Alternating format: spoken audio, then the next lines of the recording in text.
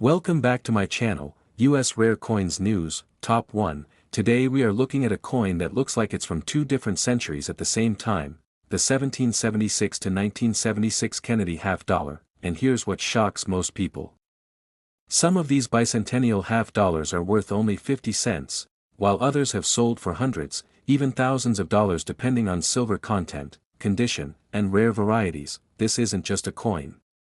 It's a celebration of 200 years of American independence. And in the next few minutes, I'm going to show you how to tell the common ones from the valuable ones, the silver versions many people miss, the errors collectors hunt for, and the real prices these have brought at auction. Let's bring the camera in close. On the front, you'll see the familiar portrait of President John F. Kennedy. His profile faces left. Liberty runs along the top. In God We Trust is split on both sides of the neck. And instead of a single year, you see the dual date 1776 to 1976. That alone makes it stand out from every other Kennedy half dollar. Now flip it over slowly. This is where it changes. Instead of the usual presidential seal, you see Independence Hall in Philadelphia. The design was created by Seth G. Huntington. United States of America curves along the top. Half dollar at the bottom. And to the left of Independence Hall, you'll see the motto E pluribus unum. Zoom in tight on Independence Hall. The details in the windows and the clock tower are important. Strong details usually mean a better strike. Now here's the big question, are they rare? In 1975 and 1976, the US Mint stopped using the 1975 date entirely. All half dollars struck during that period carry the dual date 1776 to 1976. Millions were made. In fact, over 500 million clad versions were produced for circulation at the Philadelphia Mint and the Denver Mint. So if you have a regular clad version from circulation, it's usually worth face value. 50 cents, but here's where it gets interesting, there are silver versions. The San Francisco Mint produced 40% silver bicentennial half dollars for collectors. These were sold in special mint sets and proof sets. You can often identify them by looking at the edge. A clad coin shows a copper stripe on the edge. A silver version has a more solid silver-gray edge. That silver content alone gives the coin melt value, which rises and falls with silver prices. Typically, these silver versions are worth several dollars just for their metal. Now let's talk condition. Most circulated bicentennial halves are common. But uncirculated coins with strong luster and minimal contact marks can bring $5 to $15. Silver uncirculated examples often sell in the $10 to $20 range, and then there are high-grade certified coins that IN top mint state grades like MS67 or higher, especially with strong eye appeal. Some have sold for several $100s at auction. Certain top population pieces and premium quality silver proofs have reached into the $1,000 range when graded at the very highest levels, but wait, there are also errors. Collectors look for double die varieties, especially in the lettering or on Independence Hall. Check United States of America and the dual date carefully with magnification. Off-center strikes, clipped planchets, and broad strikes can also bring strong premiums. The more dramatic the error, while still showing the date, the more valuable it tends to be. Here's something fun. When these coins were released, Americans lined up at banks to get them. People saved rolls thinking they would become rare overnight.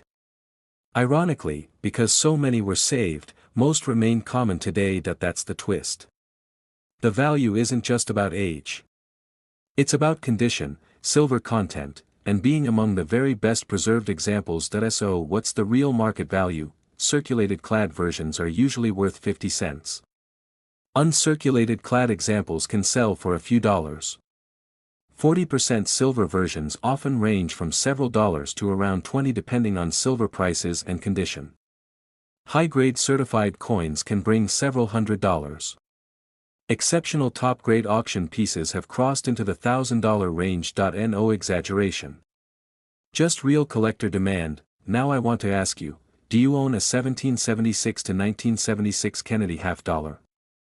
Have you checked the edge to see if it's silver? And if you could go back to 1976 and grab a full roll from the bank, would you? Take a closer look at the ones you already have. That dual date. That Independence Hall design. That edge color. Small details make a big difference. Top 2. Today we are looking at a $50 that most people walk past at coin shows, yet in the right condition, the 1972 D. Kennedy $50 has sold for hundreds of dollars. It's not silver. It's not a special anniversary design. So why would anyone pay serious money for it? That's exactly what we're about to uncover. I'll show you what makes this coin collectible, the rare errors you should check for, the grading level that changes everything, and the real market prices these have brought. Let's bring the camera in close. On the front, you'll see the strong left-facing portrait of President John F. Kennedy. Liberty stretches across the top. In God We Trust is split on either side of the neck. And just below the portrait, you'll see the date 1972. Now tilt the coin slightly and look carefully to the right of the date. You'll see a small D. That tells you this coin was struck at the Denver Mint. Flip it over. On the reverse, you'll see the presidential seal. A powerful eagle with wings spread wide, holding arrows and an olive branch. Above the eagle's head are stars arranged in a circle. United States of America curves around the top, and $50 sits at the bottom. Zoom in tight on the eagle's feathers and the shield lines. Sharp details matter more than you think. Now here's the reality. By 1972, Kennedy $50 were no longer made of silver. Since 1971, they've been struck in copper-nickel-clad composition. That means there's no silver melt value hiding inside this coin, and the mintage. Over 141 million were produced in Denver alone. So in circulated condition, this coin is worth face value. 50 cents, not impressive, yet. Here's where it gets interesting. Most 1972 D $50 entered circulation during a time when $50 weren't heavily used in everyday transactions. Many were stored in bags at banks or stacked in vaults. But because they were stored in bulk, they often picked up contact marks and scratches before ever reaching the public. That makes finding a truly clean, high-grade example surprisingly difficult. When collectors talk about value here, they're talking about condition rarity. An uncirculated 1972 D in average mint state might sell for $5 to $15. Nice, but not dramatic. But once you move into MS-66 or MS-67 territory, things change fast. Coins at that level have strong luster, minimal contact marks, and sharp strike details. Auction records show high-grade certified examples selling for several $100s. The very finest known pieces have approached or exceeded the $1,000 range when demand is strong and populations are low. That's the power of top-tier grading. Now let's talk about errors, because this is where collectors really get excited. Look closely at the lettering on Liberty and In God We Trust. Some examples show doubling. True double dies will show clear separation in the letters, not flat or shelf-like lines. Check for off-center strikes. If part of the design is shifted but the full date remains visible, collectors often pay strong premiums. There are also clipped planchets, where a curved portion of the coin is missing due to a blanking error at the mint. These can be quite collectible, and don't forget about die cracks and cuts. Examine the rim and fields carefully. Raised lines or blobs of metal can indicate interesting mint errors. Here's something else to watch for: strong luster. Tilt the coin under light and look for that cartwheel shine rolling across the surface. A dull surface usually means lower grade. Bright, booming luster often signals higher potential value. Think about 1972 for a moment. The country was going through major changes. Yet this coin quietly carried on the legacy that began in 1964 after Kennedy's assassination. By the early 1970s, the $50 wasn't circulating heavily, but it remained a symbol of remembrance, and that connection to history still draws collectors today. So what's the real market value? A circulated 1972 D. Kennedy $50 is worth 50 cents. An average uncirculated example may sell for $5 to $15. High-grade certified coins in MS-66 or MS-67 condition can bring several $100s. The very finest known examples have sold for over $1,000 at auction. Error coins vary widely but often range from $50 to several $100 depending on type and severity. No hype. Just condition, rarity at the top grades, and collector demand. Now I want to ask you, do you own a 1972 D. Kennedy $50? Have you checked it under good lighting for marks or doubling? And if you could find one coin in near perfect condition from your birth year, would you send it in for grading? Top 3. Today we are looking at a $50 that still contains silver, and yet millions of people have spent it without realizing what they had. The 1967 Kennedy $50 isn't just old change. In the right condition, it can be worth far more than 50 cents. Here's what makes this coin fascinating. It was struck during a time of national change, it contains real silver, it has no mint mark at all, and certain high-grade examples have sold for hundreds, even over $1,000. By the end of this video, you'll know exactly what to look for and how to tell if yours is special. Let's zoom in close. On the front, you'll see the strong left-facing portrait of President John F. Kennedy. Liberty arches across the top.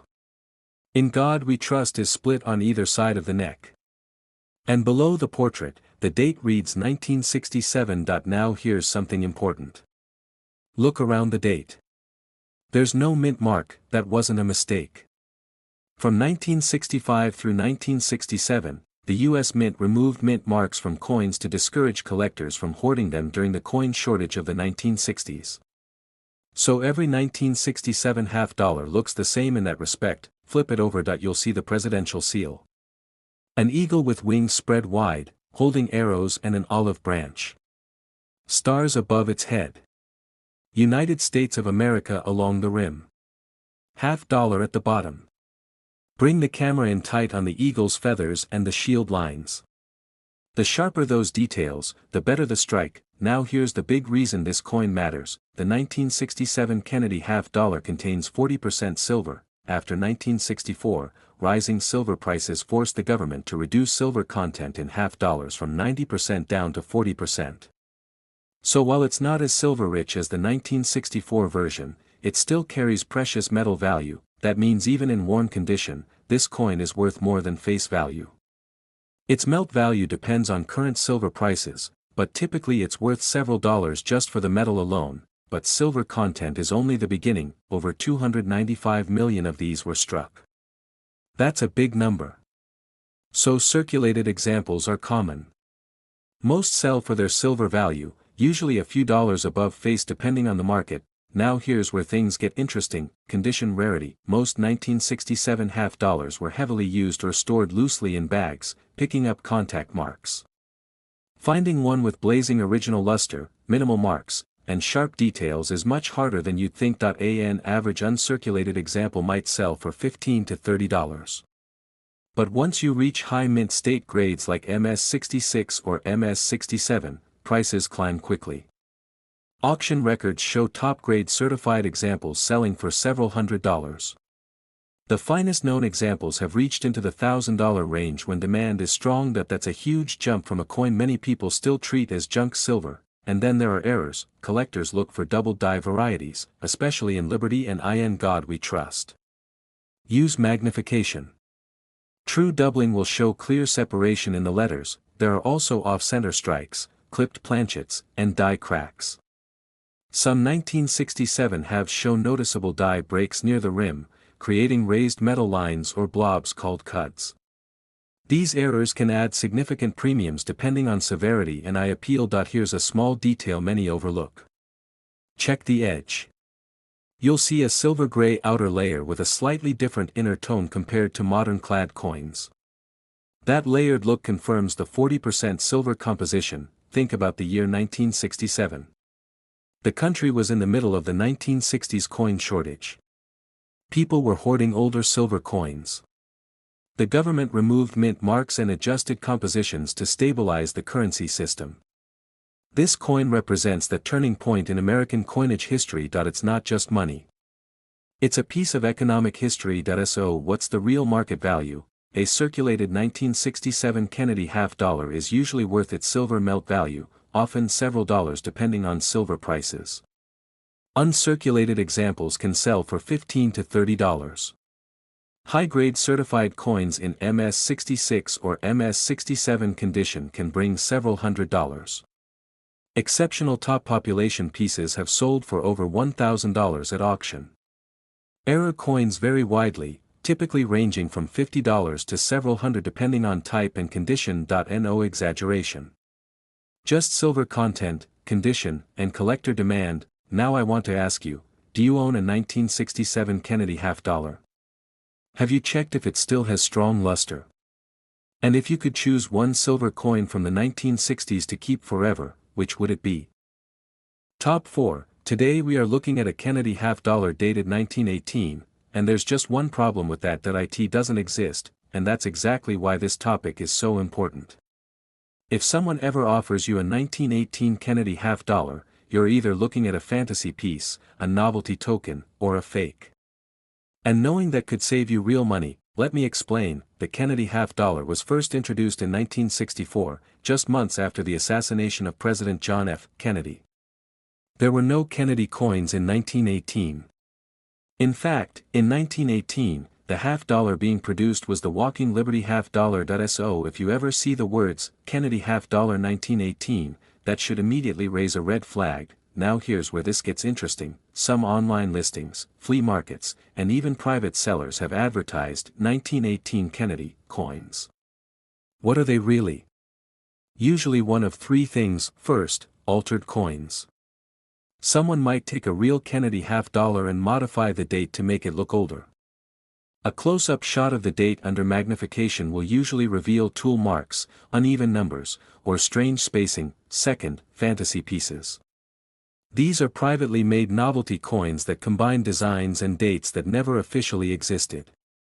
They might look shiny and impressive, but they were never produced by the United States Mint. Third, outright counterfeits meant to deceive buyers. This is why knowledge matters. Let's step back and look at the real timeline. The Kennedy half dollar began in 1964 as a 90% silver coin. From 1965 to 1970, it contained 40% silver. After 1971, it became copper-nickel clad. So any Kennedy half dollar must have a date of 1964 or later. If you want to see what a real 1918 half dollar looks like, bring up a close-up of the Walking Liberty design. On the front, Lady Liberty strides toward the sunrise. On the back, a powerful eagle stands on a rock. Completely different design. Completely different era. Imagine someone holding up a coin with Kennedy's portrait and the date 1918. That's like seeing a modern car with a date from before cars were widely produced. It just doesn't fit. Now here's something even more important. Collectors sometimes search for rare patterns or experimental strikes. But there are no known official U.S. Mint patterns of a 1918 Kennedy half dollar. None. 0.so What's the market value of a 1918 Kennedy half dollar? If it's a novelty token or fantasy piece, it's usually worth only a few dollars as a curiosity item. If it's an altered coin, it may actually be worth less than a genuine Kennedy half dollar because it's been damaged. If it's a counterfeit being sold as rare, it has no legitimate collector value at all. That's why verification is everything. Top 5. Today we are looking at a half dollar from 1998 that most people assume is just pocket change, yet in the right condition, this coin has sold for hundreds of dollars. It's not silver. It's not from the 1960s. So why would a 1998 Kennedy half dollar bring serious money at auction? That's what we're about to break down. I'll show you what makes this date interesting, the details you need to inspect closely, the errors collectors look for, and the real prices these coins have achieved. Let's bring the camera in tight. On the front, you'll see the familiar left-facing portrait of President John F. Kennedy. Liberty stretches across the top. In God We Trust appears beneath the portrait. And just below the truncation of the neck, you'll see the date 1998. Now look closely to the right of the date. You'll see a small D. That mint mark tells you this coin was struck at the Denver Mint. Flip it over slowly, the reverse shows the presidential seal. A powerful eagle with wings spread wide, holding arrows in one talon and an olive branch in the other. Stars form a ring above the eagle's head. United States of America curves around the top, and half dollar anchors the bottom. Zoom in on the eagle's feathers and the shield lines. The sharper and cleaner they look, the better your chances of higher grade. Now here's what makes 1998 interesting. By the late 1990s, half dollars were no longer widely used in everyday circulation. Many were produced mainly for collectors and bank storage. That means fewer were heavily circulated, but it also means many were stored in mint bags where they picked up contact marks, and that's the key. Condition rarity.in circulated condition, a 1998 D is worth face value 50 cents. No silver content here, just copper nickel clad, but in uncirculated condition, things change. A typical mint state example might sell for $3 to $10 depending on eye appeal, still not dramatic, but once you move into high grades like MS66 and MS67, the population drops quickly.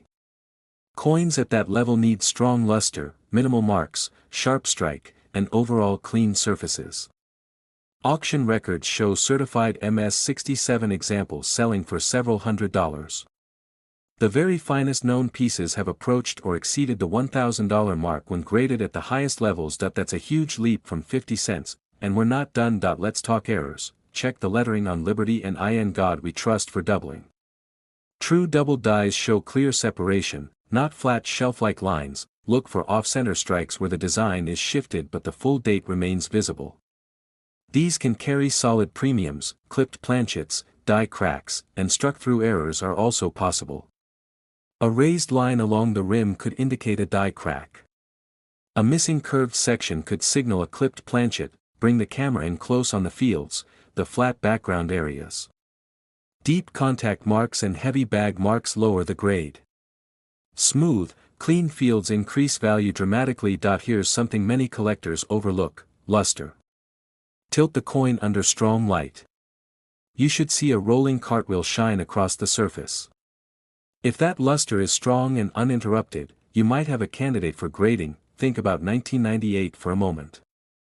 The world was focused on technology, the rise of the internet, and a rapidly changing economy. The $50 had already faded from everyday use.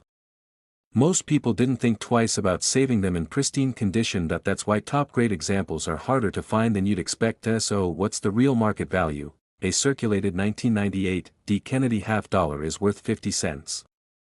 A typical uncirculated example might sell for $3 to $10. High-grade certified coins in MS66 or MS67 condition can reach several $100s. The finest known examples have sold for over $1,000 at auction. Error coins vary widely, often ranging from $50 to several $100s depending on the type and severity. No hype. Just grade, scarcity at the top levels, and collector demand. Now I want to hear from you. Do you own a 1998 D. Kennedy $50? Have you checked it under bright light for marks and luster?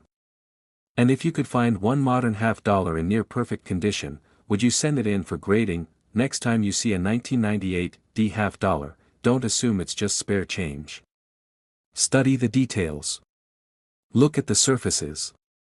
Because sometimes the difference between 50 cents and $500 is just a few tiny marks. If you enjoyed this deep dive into the 1998 D. Kennedy $50 and want to learn about more coins hiding surprising value, make sure you like this video, subscribe to the channel, and check out the next one. There's always another coin waiting to surprise you.